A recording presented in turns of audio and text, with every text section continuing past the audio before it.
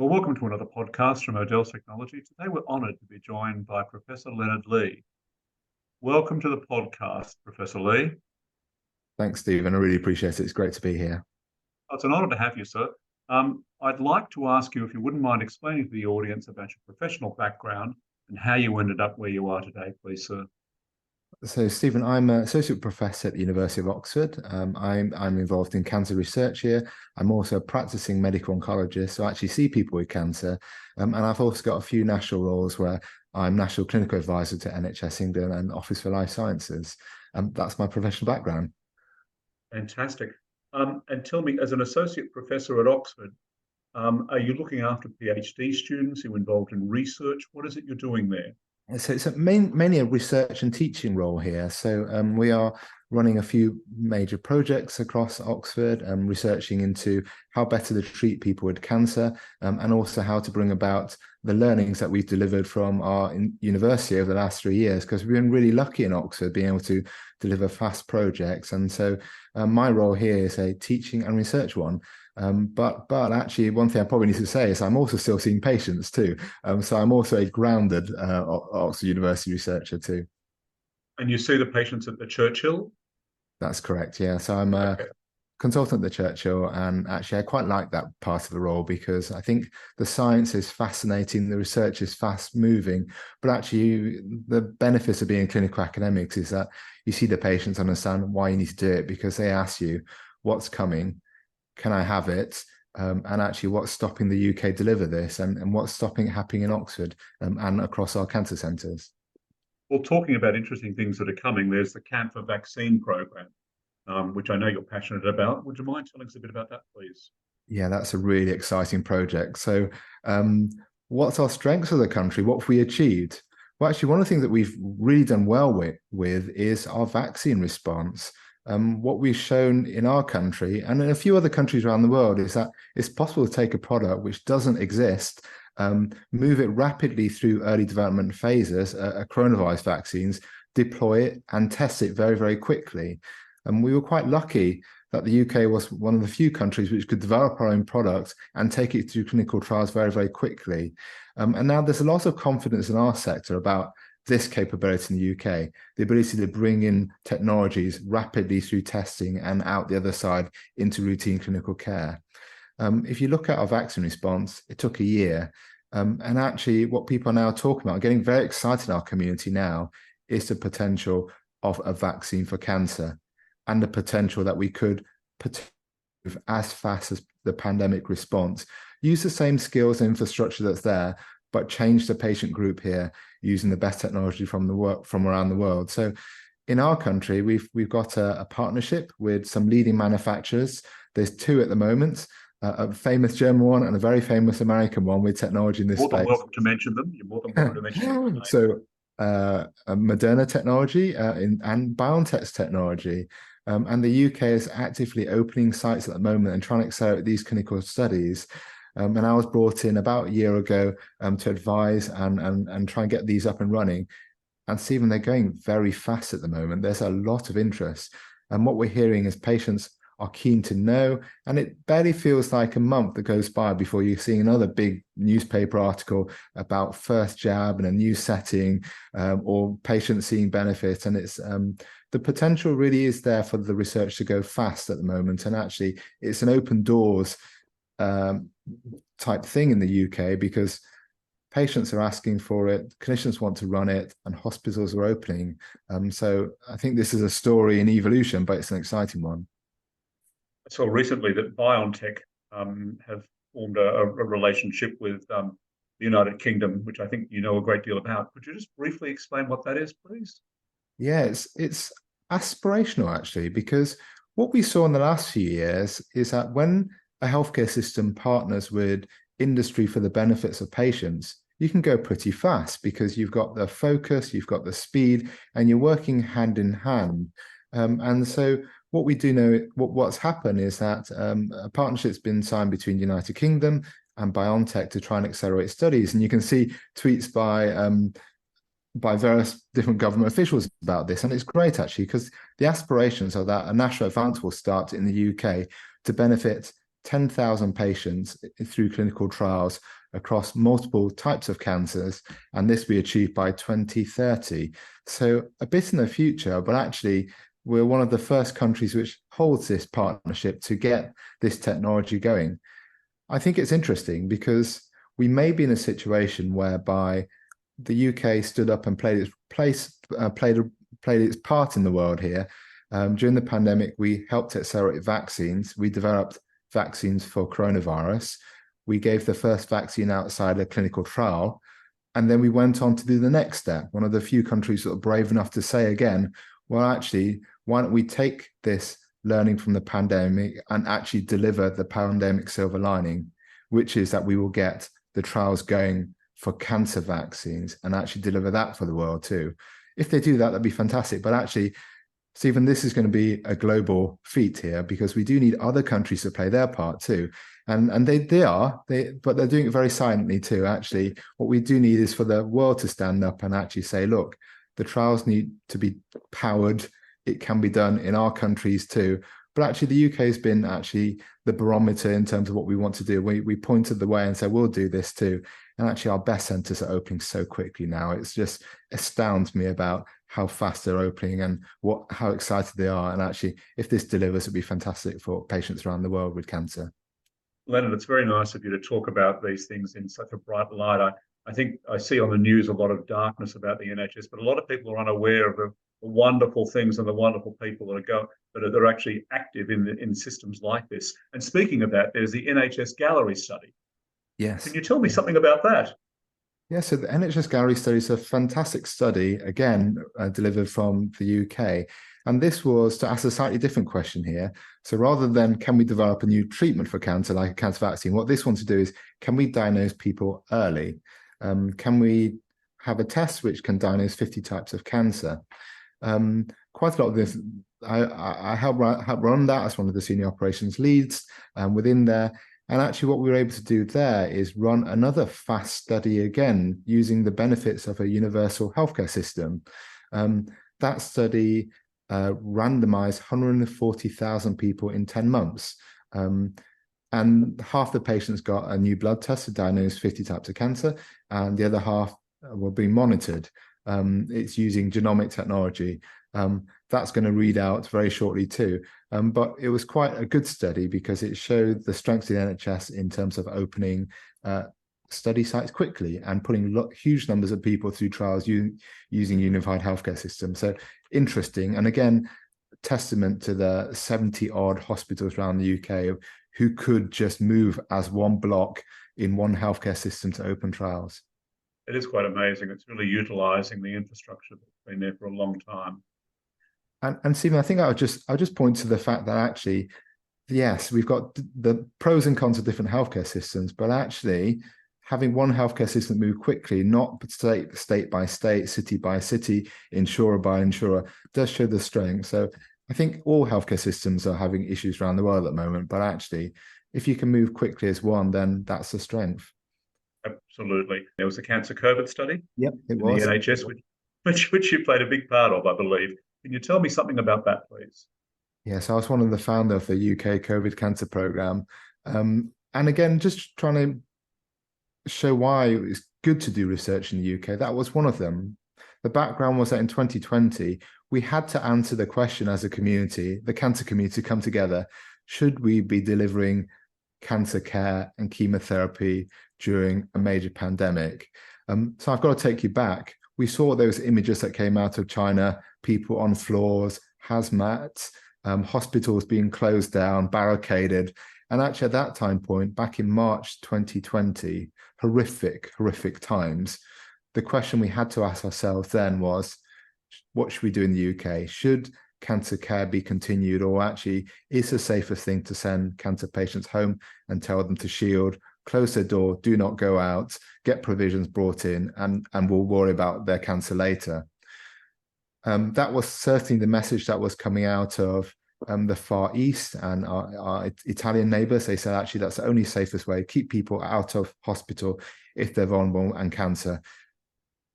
But the converse there was a scary one, that we shouldn't be given cancer care. We should stop treatment.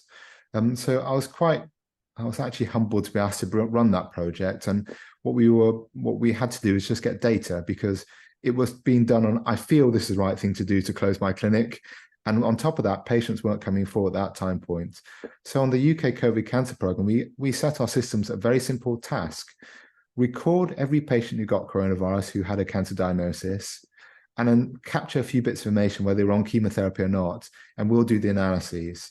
So the UK COVID cancer program pulled 86 cancer centres data together, and amazingly, we were able to analyse the results. And by May 2020, we had the first inkling that actually it wasn't chemotherapy that was driving mortality in cancer patients back in 2020. It was their age, it was their comorbidities, but chemotherapy per se wasn't a factor. Actually, we acted very, very strongly. We were really lucky that we got our first paper out in the Lancet showing that chemotherapy was okay to be given during the pandemic. You can deliver cancer care safely back then. We published back to back with the Americans, again, using their huge data programs too, but obviously the country much, much bigger than the UK. But we were able to also move quite quickly too. And that consortium has largely driven standards in terms of cancer care and published 16 papers, even reporting vaccine effectiveness too. The program's coming to an end, but actually shows the benefits of having the data available to hand, pooling everyone's information for the greater good here. And again, it was a UK first, again, showing the benefits of having healthcare systems which collects data across all cancer patients, blood cancer, solid organ cancer, and our ability of the community to pull together for patients, because the patients were up there banging the drum saying, use our data, tell us what's safe, tell us what's not safe, tell us who's at risk. And actually, we were able to respond quite quickly for that. Speaking of fast response, there's also the Moonshot program. You Yeah. were involved in that as well. Yeah, again, one thing where you've had success in, well, I don't think it was my success. I think you just get caught up and you've just got to make the choice. Do you want to help the project or not? And the Moonshot program was another UK special.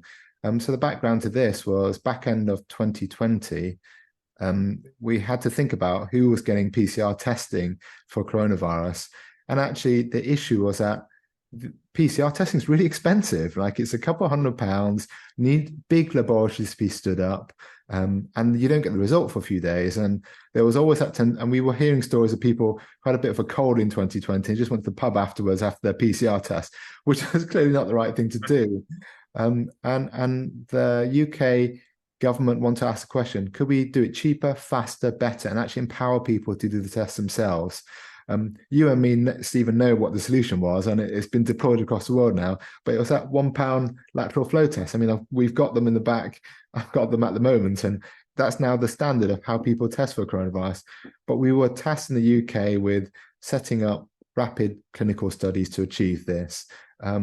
Take over coronavirus testing centres, get nurses trained in lateral flow testing and sampling, and look at accuracy there. We were tasked with doing this in 30 days, so quite ambitious in terms of proving a clinical study. And we started in the UK on the 14th of September 2020. 36 days later, on the 20th of October 2020, we had the answer about, it was picking up the most infectious people. And actually, if you look at the UK metrics here, in terms of what we show the world that we can do here, at day 40 from the study start, it was implemented across our university academic sector in preparation of keeping our students safe as they returned. At day 50, the Liverpool mass testing program started. So I don't know if you knew that, but the whole of Liverpool switched on and started testing the city with lateral flows. At day 53, on the 6th of November 2020, our healthcare systems turned on, started deploying lateral flow testing. I was quite proud of that, because we were always worried that doctors and nurses were spreading it to patients because they were asymptomatic. But with lateral flows, also, they were empowered to test themselves and find out if they were positive and really take measures to protect their patients.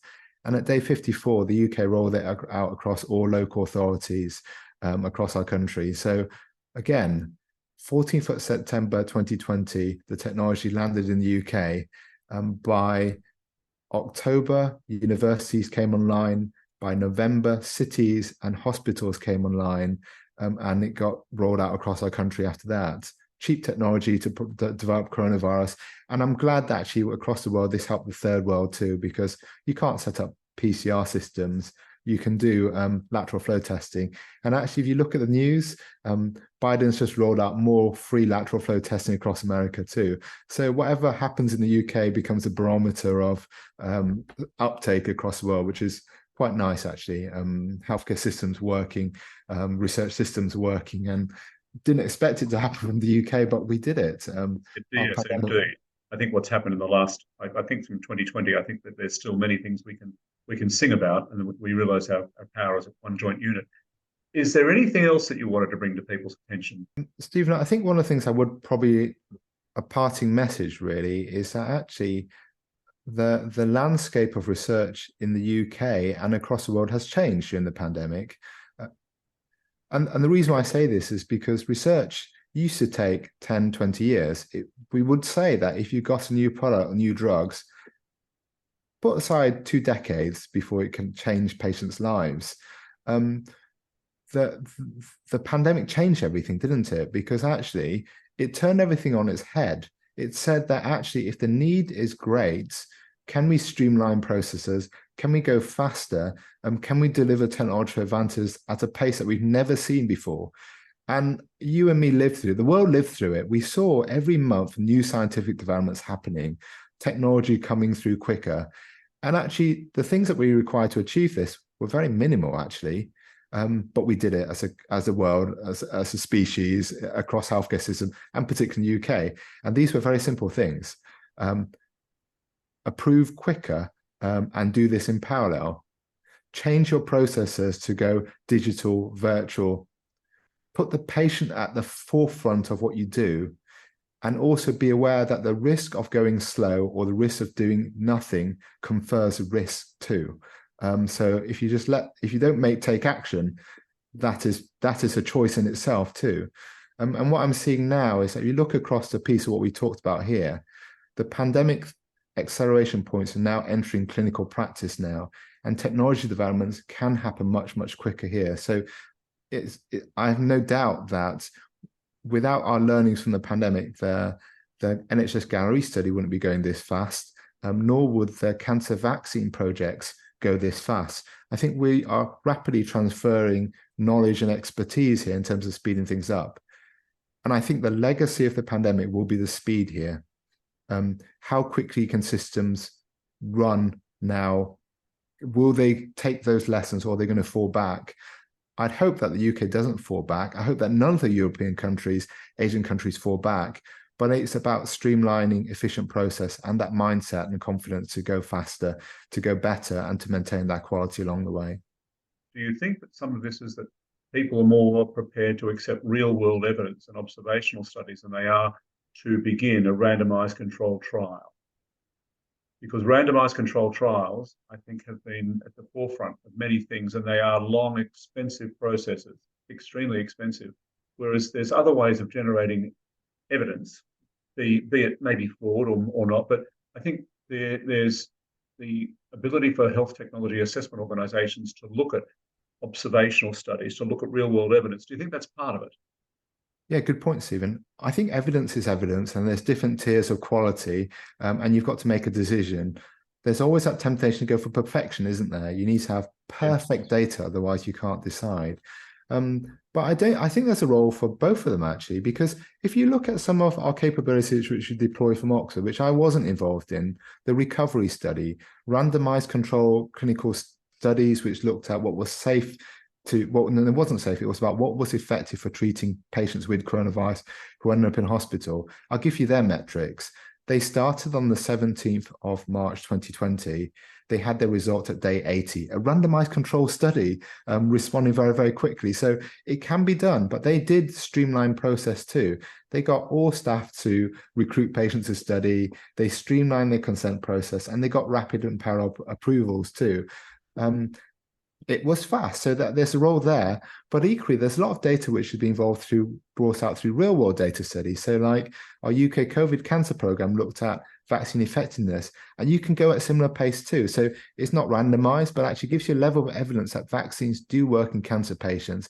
And the result of that, well, we fortunately we had 90 to 95% uptake in vaccination, but we can also see where it's not working too. That's the benefit of both programs. They give you evidence and data at different qualities and speeds, but actually, again, randomized control studies are in a state of flux. They can go faster, and actually, I think that's what our patients are asking us: what is taking so long for benefits? And actually, if you've got a stage 4 metastatic cancer, your time it's not indefinite. And actually, for that person, you've got to take it back to why we're doing this here, because you want to try and benefit the patient in front of you, the people with cancer now, not just their children, but actually the benefit now. And that could be the pandemic silver lining, that we're brave enough as a species, as countries, of healthcare systems to move faster to benefit patients, and to get benefits. I mean, I don't think we're going to see benefits within a year like we saw in the pandemic, but actually, even if you reduce that 20 years to 5 years or even 2 years, I think that will be beneficial, really. Tell me, in your area up in Oxford, and working with the Churchill and the integrated care system, have you got a CRO working of some kind where people could come to you and say, look, can we do some research here?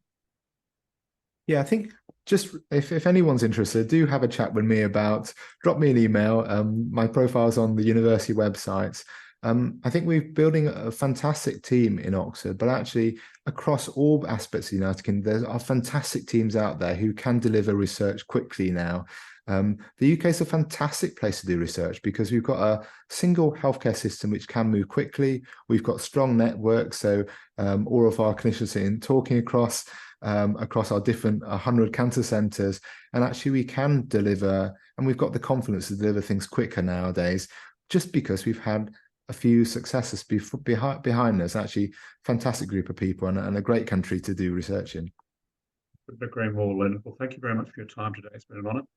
And I look forward to speaking to you again maybe in 6 months' time with the progress of a couple of interesting programs you're involved in. And I wish you all the very best and good health in the future. Thanks so much, Stephen.